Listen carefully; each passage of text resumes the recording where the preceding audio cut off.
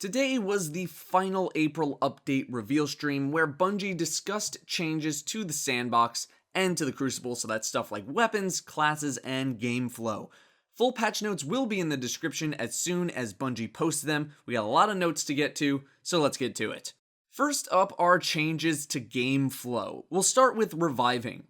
In their current form, reviving with a Keeper of the Pack exotic was a little too easy. To address this, the radius in which you can revive someone is now reduced. This means you can no longer sprint through someone's body and revive them with a Keeper exotic on. The shield generated from revives is not as potent anymore, and 2 seconds were added to the timers on revives. So instead of 5 seconds, then 10, it now appears to be 7 seconds, then 14 seconds, etc. Next up, special ammo. Bungie didn't want to have to balance the game around Icebreaker, but they didn't want to break Icebreaker. So you will now once again start with special ammo at the start of a match. But special ammo spawns later into a match, 3 minutes in, and then in 2-minute intervals after that. Heavy ammo will be less frequent in the Crucible. Heavy ammo now only spawns once per game instead of twice, and it'll be at the 5-minute mark. Note that Elimination and Trials is still the same, as well as Mayhem. No changes to Heavy were made in those modes. How about Crucible rewards? Crucible now has more improved drop rates for items. Feels like we hear that every single patch, but hopefully now it is a significant increase. These are new characters, so we'll see. Awesome. This is a Nothing test showing environment. Up. It's a test environment. Doesn't matter. Yeah, exactly. Trials of Osiris gets some loot buffs. The Lighthouse chest will now drop up to 335 and can now drop armor or weapons now. I'm not sure if that's end weapons or weapons. The His Eye Upon You bounty can now be completed every day for those who really love Trials. Gear from Trials bounties will now drop up to 330. Iron Banner gets some loot buffs as well. Legendary engrams have been removed as possible drops and are replaced with actual Iron Banner gear. Rank 3 and 5 packages will now drop a 320 Ghost and Artifact, the order of which I have forgotten, but if you get rank 5, you'll get both of them. Thoughts on this portion? Yeah, everything here is pretty solid. Heavy ammo not being around as much was a highly requested community change. I personally thought that spam reviving in Trials was really frustrating, so I enjoyed that change. Special ammo I'm neutral on, seems like a decent fix given the circumstances. Yeah, pretty good on all of that. Next we have weapon changes, starting with auto rifles. Auto rifles are getting both buffed and nerfed. The high rate of fire autos are getting a slight damage decrease, so that's stuff like the Doctrine of Passing, while low rate of fire autos like Suros are getting a slight damage increase. Pulse rifles, the lowest rate of fire pulses, stuff like the Spare Change, are getting a small base damage increase. Hand cannons are getting increased ammo inventory. Seems like you ran out of ammo. Well, not seems like, you absolutely did run low on ammo with hand cannons very frequently, so they're addressing that by giving us more in reserve. Fusion rifles once again are getting nerfed. No, they're not. They're getting buffed with a flat stability increase across the board. They looked really solid in the reveal stream from what I saw, so hopefully this brings back the viability of them in the Crucible. Snipers are getting some significant changes. On the short distance scopes, so stuff like short gaze and ambush, those scopes are getting their zoom increased so you don't have as wide of a field of view, and it makes up close / medium range sniping a little more awkward. Time to scope in was increased by 2 frames, which is less than 1/10 of a second. Snapshot was nerfed to 20% increased speed on zooming, it was 30%. Stability on snipers was reduced across the board a little bit to make spamming for body shots a little more difficult to do. How about exotics? Mida Multitool is having its high caliber rounds removed. It is never displayed anywhere that this weapon actually has them, but Mida has it as a hidden talent, sort of like how Thunderlord has the Firefly effect. Bungie thinks Mida is pretty balanced, so they didn't really want to touch it, and I'd be in agreement. There's not really a whole lot you could do to the weapon to nerf it without completely obliterating it. If you reduce its damage, where it takes an additional shot to kill, I doubt it would see nearly as much use. It's currently the most popular weapon by a significant margin in the Crucible.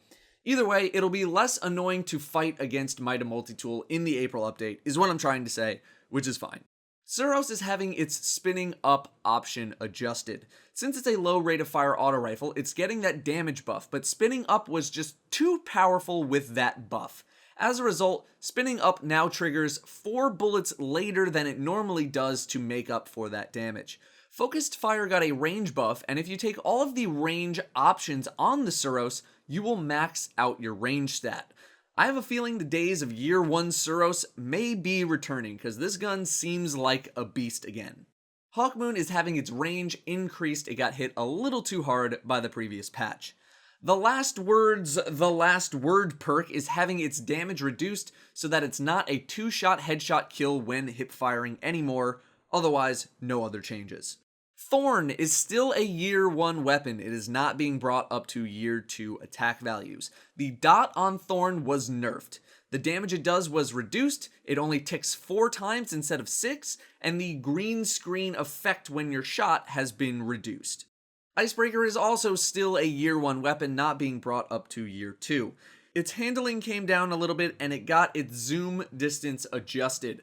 The most important thing is that you can no longer charge up 6 bullets, die, then swap weapons and have a full inventory of bullets on the new weapon. This goes for all special weapons now as well. You can no longer switch weapons and retain all of your ammo. Dreg's Promise got a nice buff. Projectiles now track on aim down sight lock, so you scope in on someone and shoot them, the bullets are going to track them. It's not like truth in its tracking, it is not that relentless, but as long as you're close or your opponent doesn't move that much, your shots should hit. It looks pretty good right now, but hopefully not too game breaking. It is an exotic after all, so you do have to give up that exotic slot to use this weapon. Total ammo inventory of heavy machine guns, shotguns, and snipers were reduced, so you cannot hold as much anymore. To make up for this in PvE, special ammo should be dropping a little more frequently. Telesto got a fix in that when the April update hits, if you fire your Telesto needles at a friendly target or object, they will no longer just disappear. They will actually stay and explode on that target. So, you load up your teammate with a bunch of needles, and you send them in. I just came up with an awesome custom game mode, maybe more on that later. Both the 1,000-Yard Stare and the Quillam's Terminus have had their inventories reduced in capacity, this being a PvP-related nerf. The Anguish of Dryston, the raid auto rifle, got a stability buff, which is desperately needed. Thoughts? Once again, mostly good. I know sniper users aren't too happy about the scope changes. I'm not thrilled about it, but the reasoning makes sense. They don't want snipers to be as viable as they are now at close and medium ranges. I can respect that. I'm not super happy about it, but I can respect it. It raises the skill ceiling required to pull off such moves. I'm a little sad about the inventory reduction on some of these weapons. It's definitely a PvP problem, but it sucks that it affects PvE. It's not earth-shattering though. Most people will be able to deal with it. The auto rifle buff is good, pulse is good, hand cannon's good. I would have liked to have seen a slight range buff on hand cannons across the board, but I at least got that with Hawkmoon, so I'm happy there. The fusion rifle buff is great, exotic changes are fine. Once again, mostly good here. Finally, we get to Warlocks. Sunsingers are getting adjusted. The shield power of Flame Shield is reduced, and it'll be a little bit more difficult to get shields as often as you do now. Brimstone and Solar Wind got buffs to their abilities to make them a little more enticing. If you're using Fireborn, when you use Radiance, it's not going to last as long anymore compared to if you're using Song of Flame or Radiant Skin. If you're not running Fireborn, you should see a net increase in the amount of grenades you're able to use. Also, you'll give more buffs to your teammates if you're using Song of Flame. At least this is what I assume they were trying to communicate to us. Stormcallers are getting nerfed a little bit. First up, you can no longer blow up a Titan bubble by jumping over it and using landfall, and the blinding effect is not as potent. I believe that they said the arc lightning from Storm Trance will actually drain now when you're actively using it, so you can't just hold down the trigger the whole time. You actually need to, turn it on and off as you're using it. The damage aura from Electrostatic Mind was buffed slightly. Voidwalkers are getting a buff, but beyond some ambiguous statements, we don't know the exacts. Nothing was done to Nova Bomb. Bungie wanted Voidwalker to be based around using your abilities and utilizing energy drain. So if you don't remember the things I talked about from my Voidwalker build video from a little while back, I would go check it out to get a little more familiar with it. Thoughts? Well, obviously the number one question you're asking is, what about Firebolts with Viking Funeral and Touch of Flame? Well, they're not getting nerfed at all. They're not getting touched. I will let Grant explain. Last thing we would address, I got a lot of questions in chat about firebolt grenades. Oh, here we go. That was the other thing that was talked about a lot. On top of Storm Trance being too long, people were really worried about the dot. Yeah. And the truth is, there's no simple solution there. So dots aren't just about the damage they deal. Yeah. I think John got into that a little bit. They are also about the amount of time you can see your opponent, even through a wall, because you see numbers coming out of them. And they're also about stopping their shield regen so that they can't re-engage you. And so a lot of the Sunsinger subclass is built around these dots and using them with Firebolt. Firebolt on its own is actually not that strong, but it's more the Viking Funeral build, as it's called. Yeah. And without essentially rebuilding an entire section of this subclass, Yeah.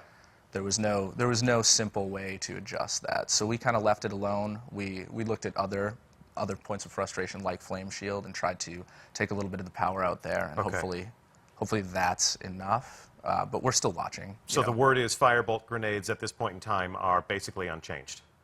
Basically unchanged, yes. Okay. Not basically, they are unchanged. They are unchanged. All right. People are not too happy about this, and I can't really say that I am either.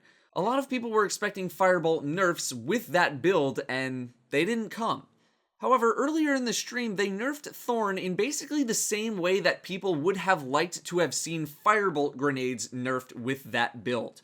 Grant says that without rebuilding the entire section of the subclass, it's really difficult to balance the situation, which is true. It's not like he's wrong. I'll then say, then rebalance it. Rebalance the subclass. Start working on it. It's fine if Bungie wants to make Sunsingers about disabling shield regen and having them be about damage over time. That is fine. What's not fine is that most of the community, self included, thinks that with that build, that Viking Funeral Touch of Flame build, Sunsingers are simply too obnoxious at doing that thing. Counter argument. If you nerf that build, well, that's really the only thing Sunsingers have going for them right now. Outside of that build, they are not really that thrilling. The assumption appears to be that if you nerf that build, you will cripple the subclass. I don't know if cripple is the right word, it sounds very harsh, but it would be very detrimental to the subclass. Imagine if they nerfed it in a way that ended up completely eliminating Sunsingers from the PvP meta. I'm sure there would be some cheering because screw Sunsingers, but from a balance perspective, that isn't good. I'm not going to say if the move to not touch Firebolts was good or bad because it depends on your perspective. I personally hate playing against Sunsingers. I know plenty of other people do as well. I would have loved to have seen them nerfed. But if it's going to take a complete retooling of their subclass to make them not as annoying as they are now, maybe it's time to get to fixing that. Another argument is that Sunbreakers were in a similar situation. They had one build that was really strong, but Bungie was able to nerf them without restructuring the subclass. It is similar, but it's not exact, and I think if you treat it the exact same way, you may run into the issues that I pointed out in the counter argument. Otherwise, beyond that, I'm fine with these changes. They didn't completely annihilate any of the subclasses, they're all pretty much intact, still very usable. They made some adjustments to the subclasses, just they're not as annoying as they are now. They'll be less annoying, which is fine. That is your final reveal stream review. Overall thoughts for the April update. Mainly good. I understand this is a free update. It's not House of Wolves or Dark Below sized, although it is, it's a little close. Obviously, I would love to have more, but I'll take what I can get.